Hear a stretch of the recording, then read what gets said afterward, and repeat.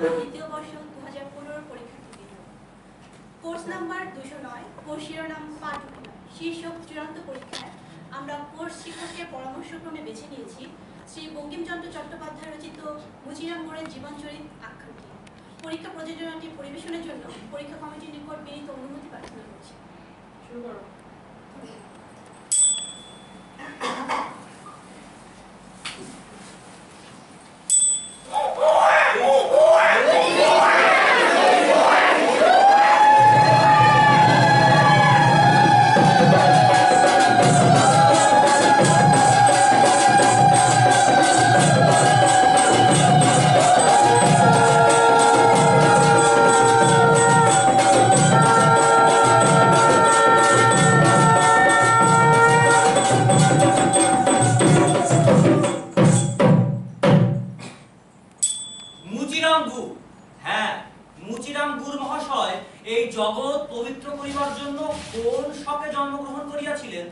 ইতিহাস তাহা লেখে না।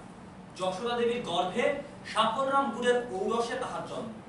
ইহা দুঃখের বিষয়, সন্দেহ নাই, কেননা উচ্চ বংশের কথা কিছুই বলিতে পারা গেল না। তবে ইহা বলা যাইতে পারে যে তিনি ব্রাহ্মণ কুলোদ্ভব। গুড় শুনিয়া যেন কেউ মনে না করেন যে তিনি মিষ্ট বিশেষ হইতে জন্মিয়াছিলেন।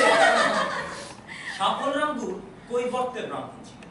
তাহার নিবাস সাধু ভাষায় মোহনপল্লী, অপর ভাষায় মোনাপাড়া। মোহনপল্লী ওরফে মোনাপাড়ায় কেবল ঘর কত কৈবর্তের বাস। গুরু মহাশয় মোনাপাড়ায় একমাত্র ব্রাহ্মণ। যেমন এক চন্দ্র রজনী আলোকময়ী করেন, যেমন এক সূর্যই দিনমণি, যেমন এক বার্তা পুদগ্ধ গুরু মহাশয়ের অন্নরাশির উপর শোভা করিতেন, সাফলরাম তেমনি এক ব্রাহ্মণ। মোহনপল্লী উজ্জ্বল ধূপ, শ্রাদ্ধ শান্তিতে কাঁচা পাকা কদলী, আতপ তণ্ডুল এবং দক্ষিণা। ষষ্ঠী মাতালের পূজায় অন্নপ্রাশনাদিতে নারিকেল নাড়ু, ছোলা, কলা আদি তাহার লাভ হতো। সুতরাং যাজন ক্রিয়ায় তাহার বিশেষ মনোযোগ ছিল। তাহারই ঐশ্বর্যের উত্তরাধিকারী এবং তদর্জিত রম্ভাভোজনের হকদার হইয়া মুচিরাম শুভক্ষণে জন্মগ্রহণ করিলেন।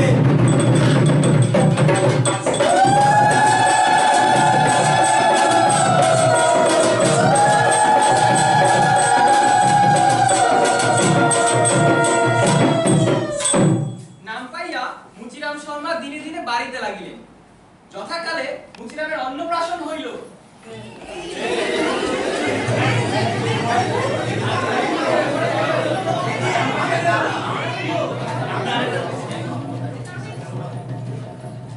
ওম শিবাং সন্তায়ং কারণত্রয়ে তব নিবেদয়ামি আত্মানং তঙ্গতি পরমেশ্বর।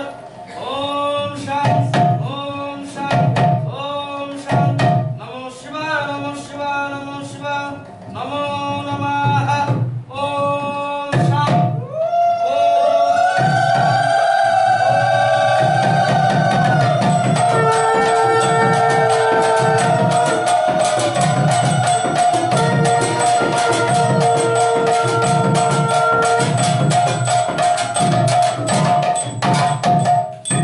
জন্মগ্রহণের পর মুচিরাম দিনে দিনে বাড়িতে লাগিলেন। ক্রমে মা, বাবা, দু, দে ইত্যাদি শব্দ উচ্চারণ করিতে শিখিলেন। তাহার অসাধারণ ধীশক্তির বলে মিছা কান্নায় 1 বছর পার হইতে না হইতেই সুপণ্ডিত হইলেন। 3 বছর যাইতে না যাইতেই গুরু ভোজনে দোষ উপস্থিত হইল এবং 5 বছর যাইতে না যাইতেই মহামতি মুচিরাম মাকে পিতৃ উচ্চারণ করিতে এবং বাপকে শালা বলিতে শিখিলেন। যশোদা কাঁদিয়া বলিতেন, এমন গুণের ছেলে বাঁচলে হয়। যশোদা ঠাকুরানীর সাথ 5 বছরে পুত্র যেন হাতে খড়ি হয়। সর্বনাশ! সাফলরামের 3 পুরুষের মধ্যে সে কাজ হয় নাই। মাগি বলে কি? যেদিন কথা পড়িল সেদিন সাফলরামের নিদ্রা হইল। যমুনার জল উজান বহিতে পারে, তবু গৃহিণীর বাক্য নড়িতে পারে না। সুতরাং সাফলরাম হাতে ঘড়ির উদ্যোগ দেখিতে লাগিলেন। কিন্তু দুর্ভাগ্যবশত 3 ক্রোশের মধ্যে পাঠশালা বা গুরু মহাশয় নাই। কে লেখাপড়া শিখাইবে? সাফলরাম বিষণ্ণ বদনে বিনীতভাবে যশোদা দেবীর শ্রী পাদপদ্মে এই সংবাদ শুনে বিদিত হইলেন। যশোদা বলিলেন, তা ভালো, তুমি কেন হাতে করে দিয়া ক খ শিখাও না? সাফলরাম একটু ম্লান হইয়া বলিলেন, হ্যাঁ, তা আমি পারি। তবে কি জানো, ওই শিষ্য সেবক যজমানের জ্বালায়। ওগো, আজ কি রান্না হইল? শুনিবা মাত্র যশোদা দেবীর মনে পড়িল আজি কৈবর্তেরা পাতিলেবু দিয়া গিয়েছে। বলিলেন, অধম পেতে মিনছে। এই বলিয়া পতিপুত্র প্রাণা যশোদা দেবী বিষণ্ণ মনে সজল নয়নে পাতিলেবু দিয়া পান্তা ভাত খাইতে বসিলেন। অগত্যা মুচিরাম অন্যান্য বিদ্যা অভ্যাসে সানুরাগ হইলেন। অন্যান্য বিদ্যার মধ্যে পড়া অচরাচর গাছে ওঠা, জলে ডোবা এবং সন্দেশ চুরি। কৈবর্তের ছেলেদের সঙ্গে মুচিরামের প্রত্যহ একটি নূতন কুন্দল হইত। শোনা গিয়াছে কৈবর্ত দিকের ঘরেও খাবার চুরি যাইত। নবম বছরে মুচিরামের উপনয়ন হইল। তারপর সাফলরাম 1 বছর প্রিয়তম পুত্রকে সন্ধ্যায়নিক শিখাইলেন। 1 বছরে মুচিরাম সন্ধ্যায়নিক শিখিয়াছিলেন কিনা আমরা জানি না, কেননা প্রমাণ অভাব। তারপর মুচিরাম কখনো সন্ধ্যায়নিক করেন নাই। তৎপরে একদিন সাফলরাম গুড় অকস্মাৎ ওদা ওঠা রোগে প্রাণ ত্যাগ করিলেন।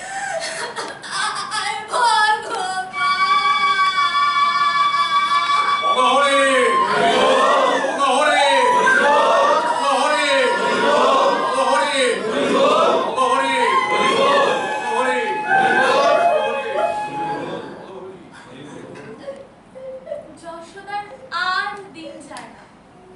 যজমান দিকে পৌরোহিত্য কে করে? কৈবর্তেরা আর এক ঘর বামন আনিল। যশোদা অন্য কষ্টে ধান ভানিতে আরম্ভ করিলেন।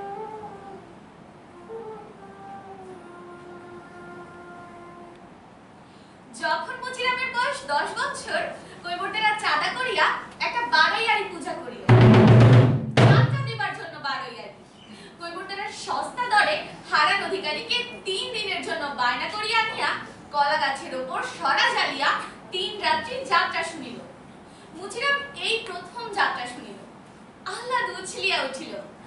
নিশ্চিত সংবাদ রাখে যে পরদিন মুচিরাম গালাগালি, মারামারি বা চুরি বা মাতাকে প্রহার এ সকলের কিছুই করে নাই। মুচিরামের একটা গুণ ছিল, মুচিরাম সুকণ্ঠ। প্রথম দিন যাত্রা শুনিয়া বহু যত্নে একটা গানের মোহরাটা শিখিয়াছিল। পরদিন প্রভাত হইতে মাঠে মাঠে সেই গান গাইয়া ফিরিতে লাগিল। শুনি না আর শ্যামের বাঁশি,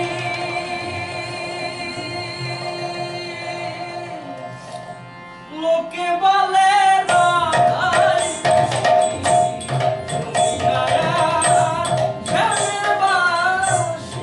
হারান অধিকারী গোটা হাতে পুষ্করণীতে হস্তমুখ প্রক্ষালনা নদীর অনুরোধে যাইতেছিলেন। প্রভাত বায়ু পরিচালিত হইয়া মুচিরামের সুস্বর অধিকারী মহাশয়ের কানের ভেতর গেল। কানে যাইতে যাইতেই মনের ভেতর গেল। মনের ভেতর গিয়া কল্পনার সাহায্যে টাকার সিন্ধুকের ভেতরেও প্রবেশ করিল। অধিকারী মহাশয়ের নিকট গলার আওয়াজ টাকার আওয়াজে পরিণত হয়। তিনি হাত নাড়িয়া মুচিরামকে ডাকিলেন। মুচিরাম আসিল। তাহার পরিচয় জিজ্ঞাসা করিয়া বলিলেন, তুমি আমার যাত্রা দলে থাকিবে? মুচিরাম আল্লাতে আটখানা। মাকে জিজ্ঞাসার অপেক্ষা রাখিল না, তখনই সঙ্গে যায়। কিন্তু অধিকারী মনে করিল যে পরের ছেলে, না বলিয়া লইয়া যাওয়া কিছু নয়। অতএব মুচিরামকে সঙ্গে করিয়া তার মার নিকট গেল। শুনিয়া যশোদা বড় কাঁদা কাটা আরম্ভ করিল। সবে একটি ছেলে, আর কেহ নাই, কি প্রকারে ছাড়িয়া দিবে? এদিকে আবার অন্ন জোটে না। যদি বা একটা খাবারের উপায় হইতেছে, কেমন করিয়াই বা না বলে। আমি না দেখিতে পাই, তবু তো মুচিরাম ভালো খাইবে, ভালো থাকিবে, ভালো পড়িবে। যশোদা যাত্রাওয়ালার দুঃখ জানিত না। অগত্যা 5 টাকা মাসিক বেতন রক্ষা করিয়া যশোদা মুচিরামকে হারান অধিকারীর হস্তে সমর্পণ করিল। মুচিরাম অল্প দিনেই জানিল যে যাত্রাওয়ালার জীবন সুখের নয়। অল্প দিনে মুচিরামের শরীর শীর্ণ হইল। এই গ্রাম ও গ্রাম ছোটাছুটি করিতে করিতে সকল দিন আহার হয় না। রাত্রি জাগিয়া প্রাণ ওষ্ঠাগত। চুলের ভারে মাথা উঠে ঘা পড়িল, গায়ে খড়ি উড়িতে লাগিল। অধিকারীর কান গলায় 2 কানে ঘা হইল। শুধু তাই নয়, অধিকারী মহাশয়ের পা টিপিতে হয়, তাকে বাতাস করিতে হয়, তামাক সাজিতে হয়, আরো অনেক রকম দাসত্ব করিতে হয়। অল্প দিনেই মুচিরামের সোনার মেঘ বাষ্পরাশিতে পরিণত হইল। ভাই, ভাই, যাত্রা যাত্রা যাত্রা, ভাই, আবারও আসিতেছে মান ভঞ্জন যাত্রা।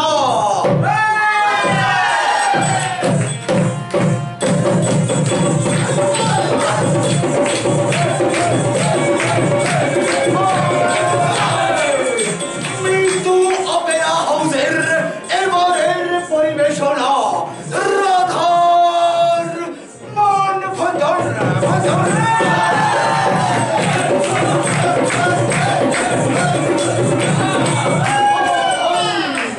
দেখুন কিভাবে কৃষ্ণ কি অপরূপ লীলায় তার রাধার মান ভজন করে। হ্যাঁ ভাই, তাই দেখতে চলে আসুন আজ রাতে স্বর্ণখালি হাই স্কুল মাঠের বিশাল প্রাঙ্গণে, আর উপভোগ করুন যাত্রা রাধার মান ভজন ভজন ভজন।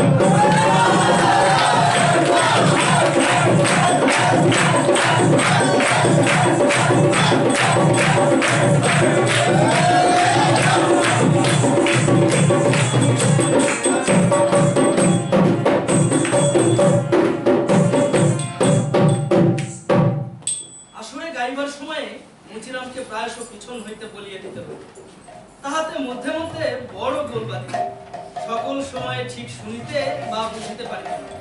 একদিন পিছন হইতে বলিয়া দিতেছে, মানময়ী রাধে, মানময়ী রাধে, মানময়ী রাধে, একবার বদন তুলে কথা কও। একবার বদন তুলে, একবার বদন তুলে, একবার বদন তুলে। গুরু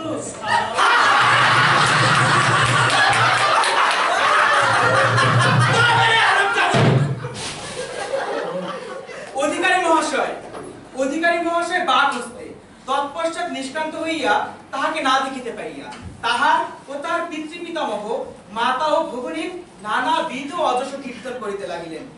মুচিরামও এক বৃক্ষান্তরালে থাকিয়া অস্ফুট স্বরে অধিকারী মহাশয় পিতৃমাতৃ সম্বন্ধে তদ্রূপ অপবাদ রটনা করিতে লাগিল।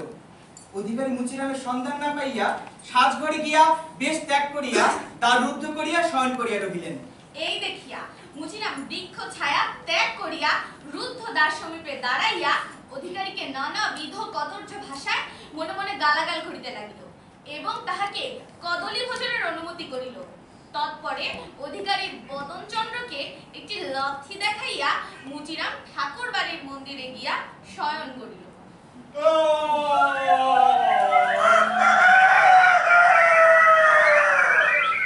প্রভাতে উঠিয়া অধিকারী মহাশয় গ্রামান্তরে যাইবার উদ্যোগ করিতে লাগিলেন। শুনিলেন মুচিরাম আইসে নাই। কেহ কেহ বলিল, তাহাকে খুঁজিয়া আনিব। অধিকারী মহাশয় গালি দিয়া বলিলেন, হারামজাদা, ছুটতে হয় আপনি ছুটবে, এখন আমি খুঁজে বেড়াতে পারি না। দয়ালু চিত্ত বেহালাওয়ালা বলিল, ছেলে মানুষ যদি নাই জুটতে পারে আমি খুঁজে আনিব। আপনি চুপ থাকান। অধিকারী ধমকাইলেন, মনে মনে ইচ্ছা মুচিরামের হাত হইতে উদ্ধার পান এবং সেই সঙ্গে তার পাওনা টাকাগুলিও ফাঁকি দেন। বেহালাওয়ালা ভাবিল মুচিরাম কোন রূপে জুটিবে, আর কিছু বলিল। যাত্রার দল চলিয়া গেল। দল চলিয়া গিয়াছে শুনিয়া কাঁদিতে আরম্ভ করিল। এমন বুদ্ধি নাই যে অধিকারী কোন পথে গিয়াছে সন্ধান করিয়া সে পথে যায়, কেবল কাঁদিতেই লাগিল। যতই রাত্রি নিকট হইতে লাগিল ততই ভাবিতে লাগিল, আমি কেন পলাইলাম, আমি কেন দাঁড়ামাই গেলাম না। ঈশান বাবু একজন সৎ কুলোদ্ভূত কায়স্থ, অতি খুঁজল, কেননা বেতন 100 টাকা মাত্র। কোন জেলার ফৌজদারি আপিসের হেড কেরানি। বাংলাদেশে মনুষ্যত্ব বেতনের ওজনে নির্মিত হয়, ঠিক কত বড় বাঁদর তার লেজ মাপিয়া ঠিক করিতে হয়। যাত্রার পর দিন সন্ধ্যাকালে তিনি পথে বেড়াইতেছিলেন, দেখিলেন একটি ছেলে, শুষ্ক শরীর, দীর্ঘকেশ, অনুভবে যাত্রার দলের ছেলে, পথে দাঁড়াইয়া কাঁদিতেছে। ঈশানবাবু ছেলেটির হাত ধরিয়া জিজ্ঞাসা করিলেন, কাঁদছিস কেন বাবা? ছেলের কথা কয়।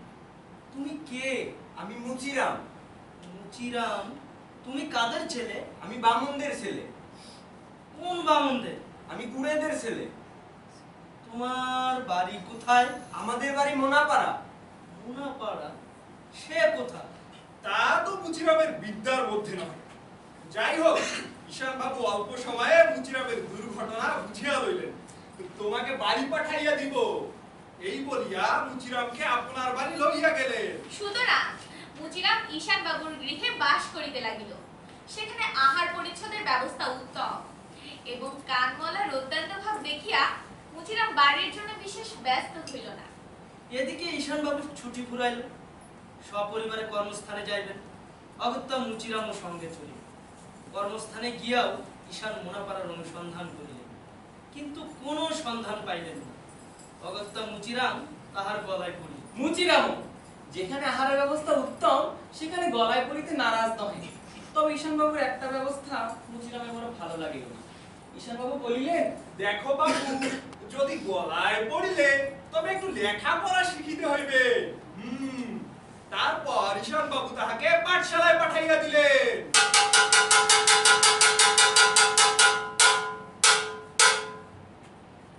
এদিকে মুচিরামের মা অনেকদিন হইতে ছেলের কোনো সংবাদ না পাইয়া পাড়ায় পাড়ায় বিস্তর কাদাকাটি করিয়া বেড়াইয়া শেষ আহার নিদ্রা ত্যাগ করিল। আহার নিদ্রা ত্যাগ করিয়া রুগ্ন হইল, রুগ্ন হইয়া মরিয়া গেল। এদিকে যশোদানন্দন শ্রী শ্রী মুচিরাম শর্মা ঈশান মন্দিরে সুবিরাজমান, সম্পূর্ণরূপে মাতৃবিস্মৃত। ঈশান বাবুর ঘরে দানাদার গব্যঘৃত, সুগন্ধি ঝোলে নিমগ্ন রহিত মৎস্য, পৃথিবীর ন্যায় নিটোল গোলাকার সদ্যবর্জিত রুচির রাশি। এ সকল পাতে পাইলে মুচিরাম মনে করিতেন মা বেটি কি ছাই আমাকে খাওয়াইত। সেই সময়ে মাকে শুধু মনে পড়িত, অন্য সময়ে নহে। মুচিরামের পাঠশালা লেখাপড়া সমাপ্ত হইল। মুচিরামের কোনো গুণ ছিল না এমন বলি না। গুণ নাম্বার 1, তাহার কণ্ঠস্বর ভালো। গুণ নাম্বার 2, তাহার হস্তাক্ষর অতি সুন্দর। ঈশানবাবু মুচিরামকে ইংরেজি স্কুলে পাঠাইলেন। মুচিরাম ধীরে ছেলে, স্কুলে ঢুকিয়া বড় বিপদগ্রস্ত হইল। মাস্টারেরা তামাশা করে, ছোট ছোট ছেলেরা খিলখিল করিয়া হাসে। মুচিরাম রাগ করে, কিন্তু পড়ে না। সুতরাং মাস্টারেরা হারান অধিকারীর পথেই গেলেন। প্রথমে কানমলা, তারপর পেট্রাঘাত, মুষ্টাঘাত, চপেটাঘাত, কিলাঘাত এবং ঘুষাঘাত। এইভাবে মুচিরাম তপ্ত লুচি ও বেদ খাইয়া স্কুলে 5-7 বছর কাটাইল, কিছুই হইল না। ঈশানবাবু তাহাকে স্কুল হইতে ছাড়াইয়া লইল। ঈশানবাবুর দয়ার শেষ নাই। তিনি মুচিরামের একটি 10 টাকার মুহুরিগিরি করিয়া দিলেন। বলিলেন, ঘুষ ঘাস লইও না বাপু, তাহলে তারাইয়া দিব। কিন্তু মুচিরাম শর্মা প্রথম দিনই হুকুমের একটি চোরাও নকল দিয়া 8 ঘন্টা বসে হাত করিলেন এবং সন্ধ্যার অল্পকাল পরই তাহা প্রতিবাসিনী বিশেষের পাদপদ্ম উৎসর্গ করিলেন।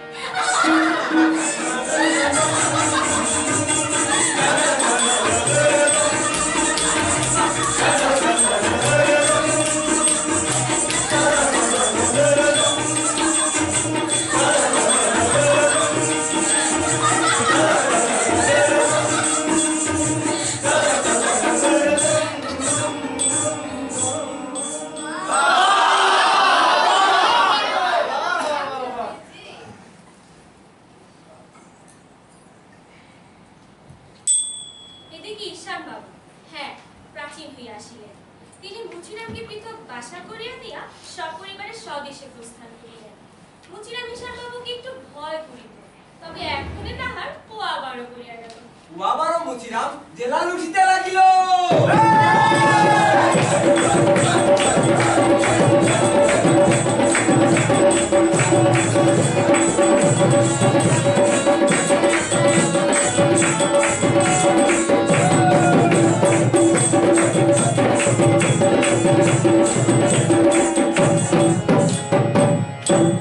প্রথমে লোকের কাছে চাহিয়া চিন্তিয়া 2-4 আনা লইত।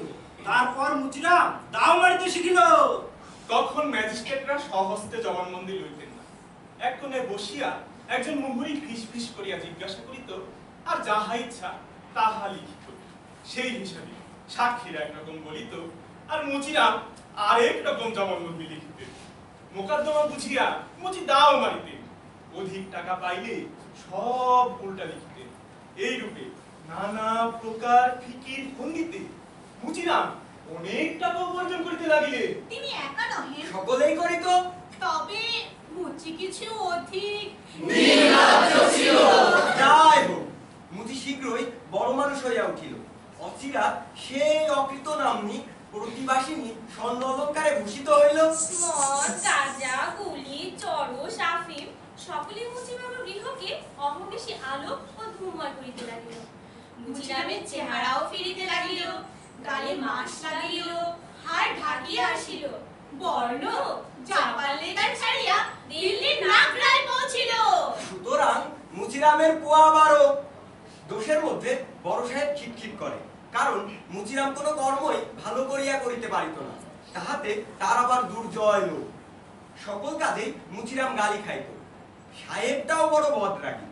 অনেক সময়ে মুচিরামকে কাগজপত্র ছুড়িয়া মারিত।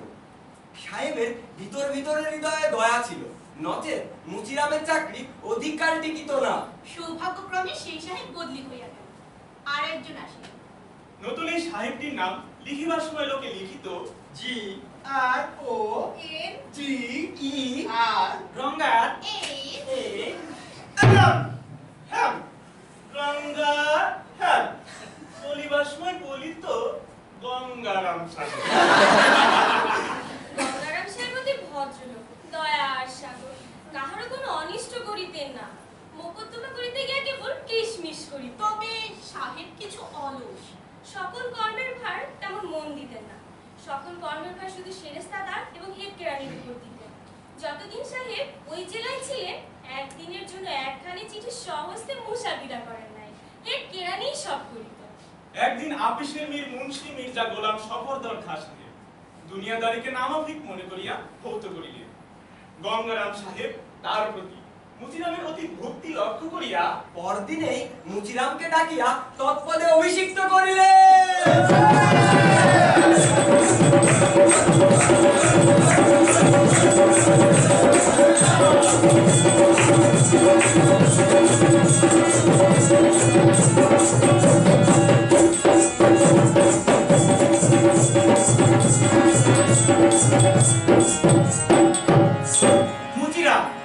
মুচিরাম 2-3 বছর মীর মুন্সিগিরি করিল।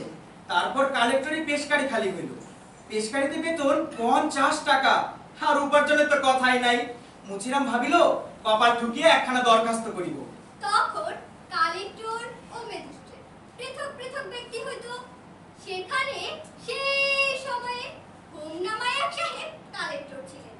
তিনি অতিশয় বুদ্ধিমান ও কর্মঠ লোক ছিলেন, কিন্তু একটা দোষ ছিল। দোষ ছিল এই যে তিনি ছিলেন কিছু মিষ্ট কথার পর। মুচিরাম একখানি ইংরেজি দরখাস্ত লিখাইয়া দিল। যে দরখাস্ত লিখিল, মুচিরাম তাহাকে বলিয়া দিলে, দেখিও যেন ভালো ইংরেজি না হয়, আর যা হোক না হোক দরখাস্তের ভেতর যেন গোটাকুড়ি মাই লর্ড আর ইওর লর্ডশিপ থাকে। দীপিকা সেই রকম দরখাস্ত লিখিয়া দিল। হায় রে, মুচিরামের নিজ বিদ্যা দরখাস্ত পর্যন্ত কুলায় না। তখন শ্রী মুচিরাম বেশভূষায় প্রবৃত্ত হইলেন।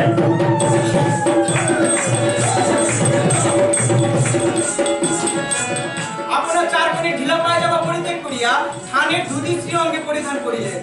আর বাগার চাপকান পরিত্যাগ পূর্বক বুকভাগ বন্ধ করা ঢিলা আস্তিন লালমতি চাপকান গ্রহণ করিলেন। রাতুদার পাগড়ি ফেলিয়া দিয়া সমস্ত মাথায় বিড়া জড়াইলেন এবং চাঁদনির আমদানি নূতন চকচকে জুতা ত্যাগ করিয়া চটিতে চারুচরণতায় মন্ডন করিলেন।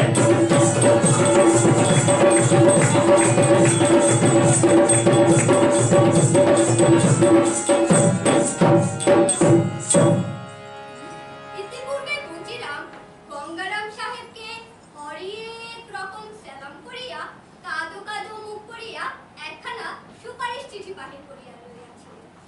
এরূপ চিঠি, দরখাস্ত ও বিহিত শয্যা সহিত শ্রী মুচিরাম চন্দ্র যথায় হোম সাহেব এই ক্লাসে বসিয়া দুনিয়া জৌলুস করিতেছিলেন, মুচিরাম তথায় গিয়া দর্শন দিলেন।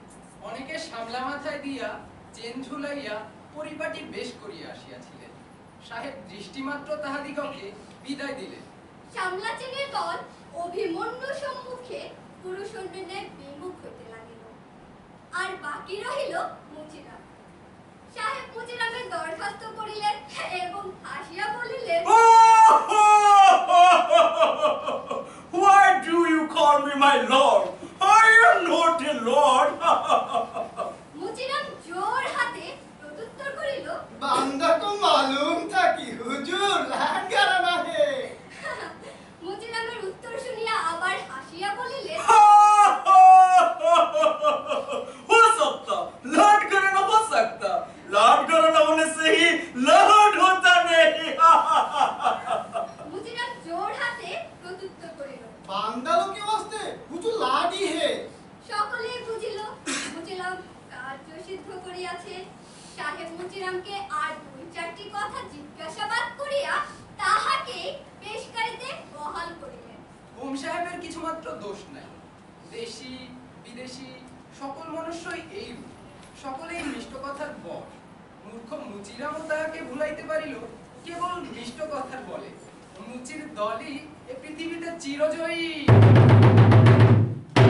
মুচিরাম বাবু পেশকারি পায়ে বড় ফাপড়ে পড়িলেন। বিদ্যা বুদ্ধিলে তো পেশকারি পর্যন্ত কোলায় না, কাজ চলে কি প্রকারে? ভাগ্যবানের বোঝা ভগবানে বয়, মুচিরামের বোঝাও বাহিত হইল। ভজগোবিন্দ চক্রবর্তী নামে একজন টাইটেল অফিস, সেই কালেক্টরের অফিসে 12 বৎসর আছে। সে বুদ্ধিমান এবং কর্মঠ। মুচিরাম তাহাকেই অবলম্বন করিল, আপনার বাসায় লইয়া গিয়া রাখিল। ভজগোবিন্দ চক্রবর্তী মুচিরামের বাসায় থাকে, খায়, পড়ে, গৃহকর্মে সহায়তা করে। রাত্রিকালে বাবুর ঘরে ও বাহিরে মশাহিদি করে। অফিসের সমস্ত কাজকর্মেও করিয়া দেয়। ভজগোবিন্দের সাহায্যে মুচিরামের কাজকর্ম রেলগাড়ির মতো গড়গড় করিয়া চলিল। এদিকে মুচিরাম বাবুর উপার্জনের আর সীমা রহিল না, হাতে অনেক টাকা জমিয়া গেল। ভজগোবিন্দ বলিল, আহা, টাকা ফিরিয়ে রাখিবার প্রয়োজন নাই, তালুক মুলুক করুন। মুচিরাম সম্মত হইলেন, কিন্তু যে যে জেলায় কর্ম করে সে জেলার বিষয় খরিদ করা নিষেধ। ভজগোবিন্দ বলিল, বেনামিতে কিনুন, বেনামিতে। বেনামিতে? কাহার বেনামিতে? ভজগোবিন্দের ইচ্ছা ভজগোবিন্দের নামেই যেন বিষয় খরিদ করা হোক, কিন্তু সাহস করিয়া বলিতে পারিল না। এইদিকে মুচিরাম কাহারো বাসায় গল্প শুনিয়া আসিল যে স্ত্রীর অপেক্ষা আত্মীয় কেহ নাই। কথাটা তাহার সম্পূর্ণ বিশ্বাস হইল কিনা জানি না, কিন্তু মনে মনে ভাবিলেন যে স্ত্রীর নামে বিষয় করাই বেনামি শ্রেষ্ঠ। ভজগোবিন্দ জানাইল যে তাহার একটি অবিবাহিতা ভগিনী আছে। অতএব মুচিরাম একদিন সন্ধ্যার পর শুভ লগ্নে মাথায় টোপর দিয়া, হাতে সুতা বাঁধিয়া এবং পট্টবস্ত্র পরিধান করিয়া ভদ্রকালী নাম্নী ভজগোবিন্দের সহোদরাকে সৌভাগ্যশালিনী করিলেন।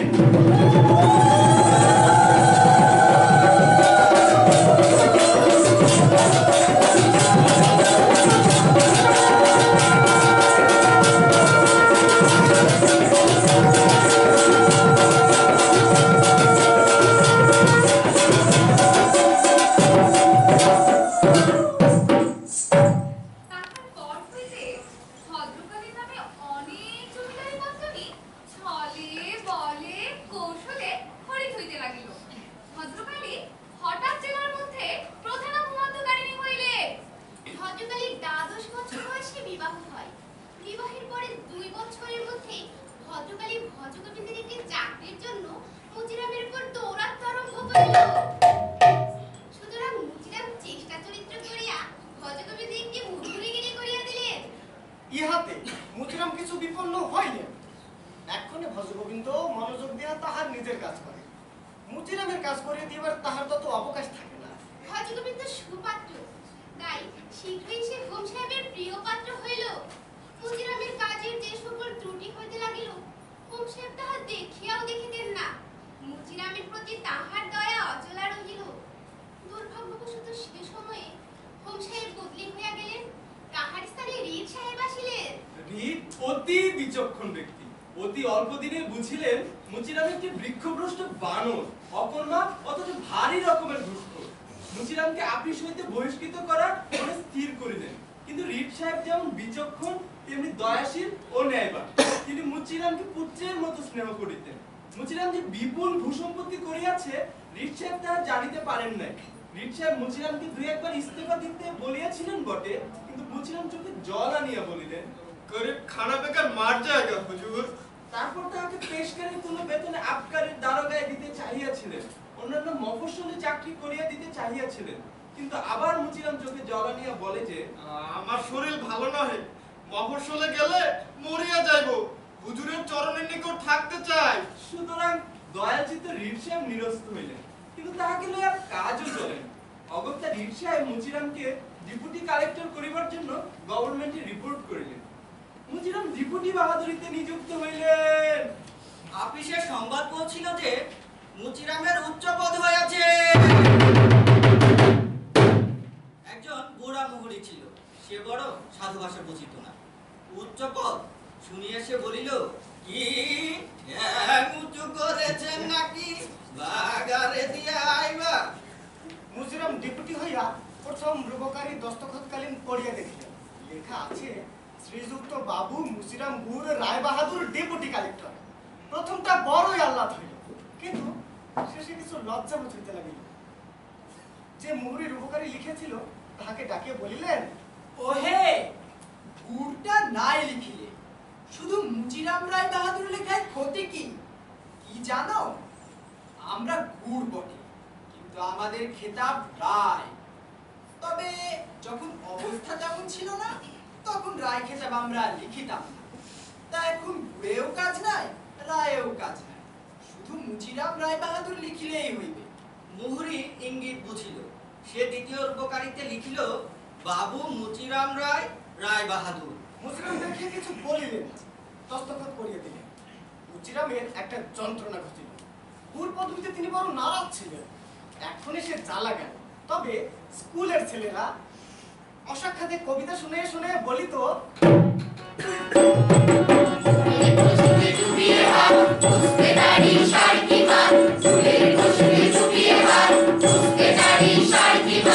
কেহ কেহ বলিত,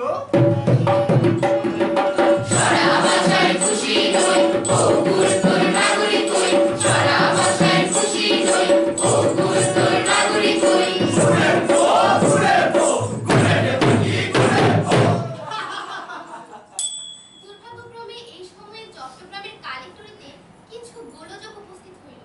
গোল মিটাইবার জন্য সেখানকার কমিশনার একজন ভারী বিচক্ষণ ডেপুটি কালেক্টর পাইবার প্রার্থনা করিলেন। বোর্ড বলিলেন, বিচক্ষণ ডেপুটি, সে তো মুচিরাম ভিন্ন আর কাহাকেও দেখি না, তাহাকে চট্টগ্রাম পাঠানো হোক। গভর্নমেন্ট সেই কথা মঞ্জুর করিয়া মুচিরামকে চাটিকা বদলি করিলেন। সংবাদ পাইয়া মুচিরাম বলিলেন, এইবার চাকরি ছাড়িতে হইল। তাহার শোনা ছিল চাটিকা গেলেই লোকে জ্বর পিহা হইয়া মরিয়া যায়।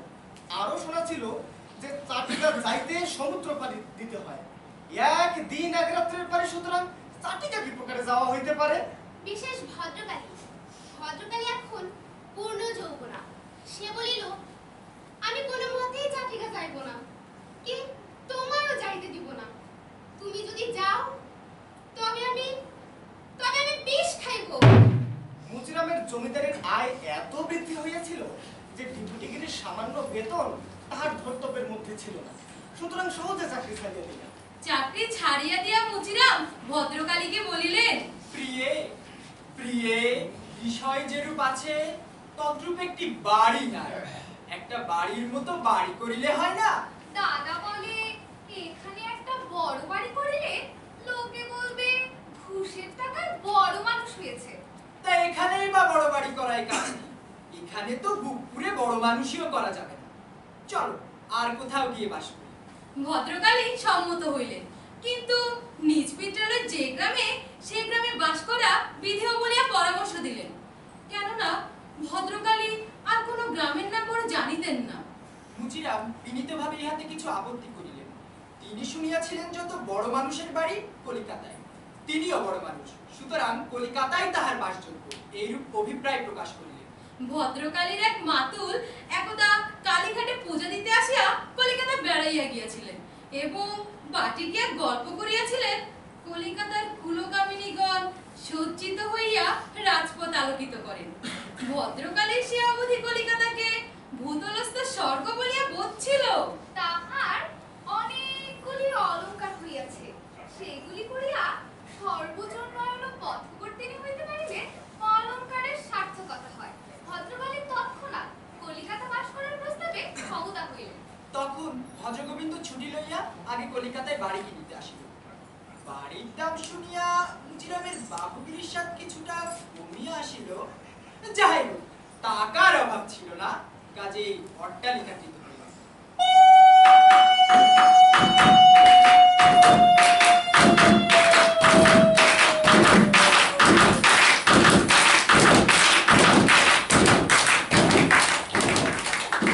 যথাকালে মুচিরাম ও ভদ্রকালী কলিকাতায় আসিয়া নতুন গৃহে বিরাজমান হইলেন। তারপর মুচিরাম কলিকাতার ছোট বড় ইংরেজের বাড়ি যাতায়াত করিলেন। কোন স্থানে ঝাঁটা লাথি খাইলেন, কোন স্থানে মিষ্ট কথা বলিলেন। মুচিরাম কলিকাতার একজন মাতাল জমিদার বলিয়া পরিচিত হইলেন। তারপর ব্রিটিশ ইন্ডিয়ান অ্যাসোসিয়েশনে ঢুকিলেন। নাম লেখাইয়া বৎসর বৎসর টাকা দিতে লাগিলেন। রামচন্দ্রবাবুর সঙ্গে প্রতি অধিবেশনে যাইতে আরম্ভ করিলেন। রামবাবু কথিত মহামহিম সভার একটা বড় কামান। তিনি যখনই বড় কামান দাগিতে যাইতেন, এই ছোট মুচি পিস্তলটিকে সঙ্গে লইয়া যাইতেন। সুতরাং পিস্তলটি ক্রমে মুখ খুলিয়া ফুট পাট করিতে আরম্ভ করিল। মুচিরামও ব্রিটিশ ইন্ডিয়ান সভায় একজন বক্তা হইয়া দাঁড়াইলেন। তিনি বকিতেন মাথা মুন্ডু, কিন্তু ছাপার বিজ্ঞাপনীতে যাহা বাহির হইত সে আরেক প্রকার। সুতরাং মুচিরাম ক্রমে একজন প্রসিদ্ধ বক্তা বলিয়া খ্যাতি লাভ করিতে লাগিলেন। সম্প্রতি বাঙ্গাল কৌন্সিলে একটি পদ খালি। একজন জমিদারি সভার অধিনায়ককে তাহাতে প্রতিষ্ঠিত করিবেন, ইহাই লেফটেন্যান্ট গভর্নর বাহাদুর স্থির করিলেন। বাছনি করিতে মনে মনে ভাবিলেন, মুচিরামের ন্যায় পদের যোগ্য কে? নিরহংকারী, নিরীহ, সেকেলে খাঁটি সোনা, একালের ঠনঠনে পিতল নয়। অতএব মুচিরামকে বহাল করিব। অচিরাত অনারেবল বাবু মুচিরাম রায় বাঙ্গাল কৌন্সিলে আসন গ্রহণ করিলেন। বাড়াবাড়িতে অনারেবল মুচিরাম রায়ের রুধির শুকাইয়া আসিল। এই সময়ে ভজগোবিন্দ আসিয়া উপস্থিত হইল। সে শুনিয়াছিল যে গভর্নর প্রভৃতি বড় বড় সাহেব তার ভগিনীপতির হাত ধরা। এই সুযোগে একটা চাকরি জোটাইয়া লইতে হইবে। এই ভরসায় ছুটি লইয়া কলিকাতায় আসিলেন। আসিয়া শুনিলেন মুচিরামের গতি ভালো নহে। তাহার উদ্ধারের উপায় বলিয়া দিলেন। বলিলেন, মহাশয়, আপনি কখনো তালুকে যান নাই? এলেই কিছু পাওয়া যায়নি, তালুকে যান। মুচিরাম আনন্দিত হইল, ভাবিল তাই তো, এমন সোজা কথাটা আমার মনে আসিল না। মুচিরাম খুশি হইয়া ভজগোবিন্দের কথা স্বীকৃত হইল। চন্দনপুর নামে তালুক, সেইখানে বাবু গেলেন। প্রজাদিগের অবস্থা বড় ভালো। সে বছর নিকটবর্তী সকল স্থানে দুর্ভিক্ষ উপস্থিত, কিন্তু সে মহালে কিছু। কখনো মুচিরাম প্রজাদিগের নিকট মাগন মাত্র লয় না। মুচিরাম নির্বিরোধী লোক, তিনি কখনো তাহাদের উপর কোনো অত্যাচার করিতেন। আজ ভজগোবিন্দের পরামর্শে সশরীরে তথায় উপস্থিত হইয়া বলিলেন, আমার কন্যার বিবাহ উপস্থিত, বড় দায়গ্রস্ত হইয়াছি, কিছু ভিক্ষা দাও। প্রজারাও দয়া করিল। প্রজা সুখে থাকিলে জমিদারকে সকল সময়ে দয়া করিতে প্রস্তুত। প্রজারা দলে দলে মুচিরাম দর্শনে আসে। কোনোদিন 50, কোনোদিন 60, কোনোদিন 80, আবার কোনো কোনো দিন 100। এই যাহাদের বাড়ির নিকট তাহারা দর্শন করিয়া ফিরিয়া যায়। আবার যাহাদের বাড়ি দূরে তাহারা দোকান হইতে খাদ্য সামগ্রী কিনিয়া একটা বাগানের ভিতর রাধিয়া বাড়িয়া থাকে। তাহারা যখন খাইতে বসিল, সেই সময়েই নিকটস্থ মাঠ পার হইয়া অশ্বজান একটি সাহেব যাচ্ছে। সাহেবটির নাম মীর ওয়েল। তিনি ওই জেলার প্রধান রাজপুরুষ, ম্যাজিস্ট্রেট, কালেক্টর। সাহেবটি ভালো লোক, ন্যায়বান, হিতৈষী এবং পরিশ্রমী। সাহেব দুর্ভিক্ষ তদারকে বাহির হইয়াছে। যাইতে যাইতে দেখিতে পাইলেন একটা বাগানের ভিতর কতগুলি লোক ভোজন করিতেছে। দেখিয়া সহজে সিদ্ধান্ত করিলেন, ইহারা সকলেই দুর্ভিক্ষ পীড়িত উপবাসী দরিদ্র লোক। কোন প্রাধান্য ব্যক্তি ইহাদের ভোজন করাইতেছে। সবিশেষ তত্ত্ব জানিবার জন্য নিকটে একজন চাষাকে দেখিয়া জিজ্ঞাসাবাদ আরম্ভ করেছে। চাষা অবশ্য ইংরেজি জানে না, সাহেব আবার উত্তম বাংলা জানেন। পরীক্ষা দিয়ে পুরস্কার পাইছেন কিনা।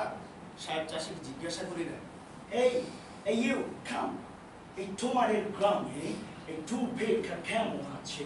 চাষা তো জানে না দুর্ভিক্ষা কাহাকে বলবে। সে ফাপড়ে ফেলে দুর্বেক্ষা কোনো ব্যক্তি বিশেষের নাম হইবে ইহা এক প্রকার স্থির হইবে, কিন্তু কেমন আছে ইহার উত্তর কি দিবে? যদি বলে যে সে ব্যক্তিকে আমি চিনি না, তাহা হইলে সাহেব হয়তো এক ঘা চাবুক দিবে। যদি বলে যে ভালো আছে, তাহা হইলে সাহেব হয়তো দুর্বেক্ষাকে ডাকিয়ে আনিতে বলিবে। তাহা হইলে কি বলিবে? চাষা ভাবিয়া চিন্তিয়া উত্তর করিল, বেমার আছে হুজুর। বেমার? আমি সে I say দুর্বেক্ষা কেমন আছে, অধিক আছে কিংবা অল্প আছে? এখন চাষা কিছু ভাববে না, স্থির করিল যে এ যখন সাহেব তবে অবশ্য হাকিম। হাকিম যখন জিজ্ঞাসা করিতেছে যে দুর্বেক্ষা অধিক আছে কি অল্প আছে, তখন দুর্বেক্ষা একটি ট্যাক্সের নাম না হইয়া যায়।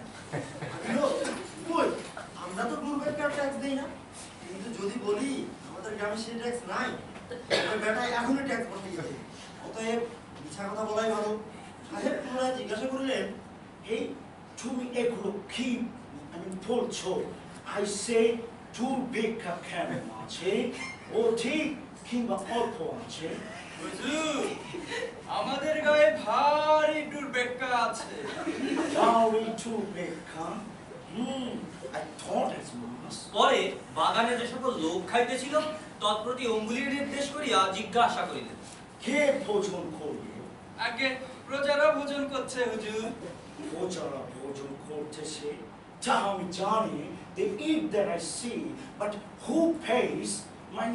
টাকা কাহার? এখন সে চাষা জানে যে যত টাকা আসিতেছে সকলে জমিদারের সিন্ধুকে যাইতেছে, সে নিজেও কিছু দিয়ে আসিতেছে। অতএব এবার বিনা বিলম্বে উত্তর করিল, টাকা জমিদারের হুজুর। জমিদারের টাকা? There it is. They do their duty. How is that some people find pleasure in enlightening them? the জমিদারের নাম কি? মুচিরাম রায়। মুচিরাম রায়? What a name! So, কত দিবস ভোজন করিয়াছে? তা ধর্মপ্রতাপ প্রজারা রোজ রোজ আসে, খাওয়া দাওয়া করে। রোজ রোজ? every day. It's so expensive. So, এই গ্রামের নাম কি? চন্দনপুর। চন্দনপুর? সাহেব নোটবুক বাহির করিয়া তাহাতে পেন্সিলে লিখিলেন। সাহেব তখন ঘোড়ায় চাবুক মারিয়া টানে চলে। চাষা আসিয়া গ্রামে রটাইল, একটা সাহেব টাকায় আর টানা হিসাবে ট্যাক্স বসাইতে আসিয়াছিল। চাষা মহাশয়ের বুদ্ধি কৌশলে বিমুখ হইয়াছে। এদিকে বিনয়ের সাহেব যথাকালে ফেমিটি লিখিলেন একটি প্যারাগ্রাফ শুধু মুচিরাম রায় সম্বন্ধে। বাবু মুচিরাম রায়, জমিদার of Chandanpur, treats every day a large number of his rival. তাহাতে প্রতিপন্ন হইল যে মুচিরাম জমিদার দিগের আদর্শ স্থল। এই দুঃসময়ে অন্নদান করিয়া সকল প্রজাগুলির প্রাণ রক্ষা করিয়াছে। রিপোর্ট কমিশনারিতে গেল। কমিশনারের হস্ত হইতে কিছু উজ্জ্বলতর বর্ণে রঞ্জিত হইয়া গভর্নমেন্টে গেল। কমিশনার সাহেব লেখক ভালো। গভর্নমেন্টের এই বিবেচনা যে যার প্রজা সেই যদি দুর্ভিক্ষের সময় তাহাদের আহার যোগায়, তাহা হইলে দুর্ভিক্ষ প্রশ্নের উত্তম মীমাংসা হয়। অতএব মুচিরামের ন্যায় বদান্য জমিদার দিকে সম্মানিত ও উৎসাহিত করা নিতান্ত কর্তব্য। তজ্জন্য বাংলা গভর্নমেন্ট ভারতবর্ষীয় গভর্নমেন্টের নিকট অনুরোধ করিলেন যে বাবু মুচিরাম রায় মহাশয়কে, শুধু দর্শক শ্রোতা একবার হরি হরি বলো, রাজা বাহাদুর উপাধি দেওয়া যায়। ইন্ডিয়ান গভর্নমেন্ট বললেন তথাস্তু। গেজেট হইল রাজা মুচিরাম রায় বাহাদুর। তোমরা সবাই আরো একবার হরি হরি বলো।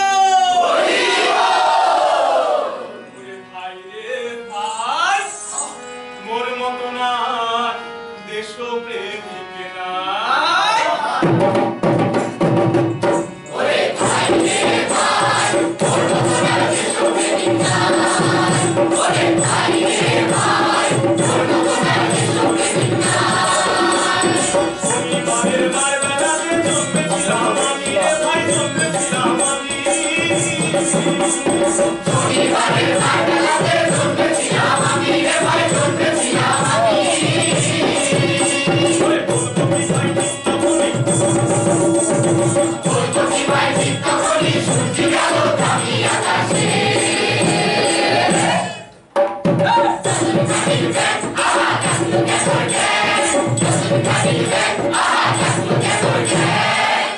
শুনে বলল সবাই স্বর্গ থেকে এসেছে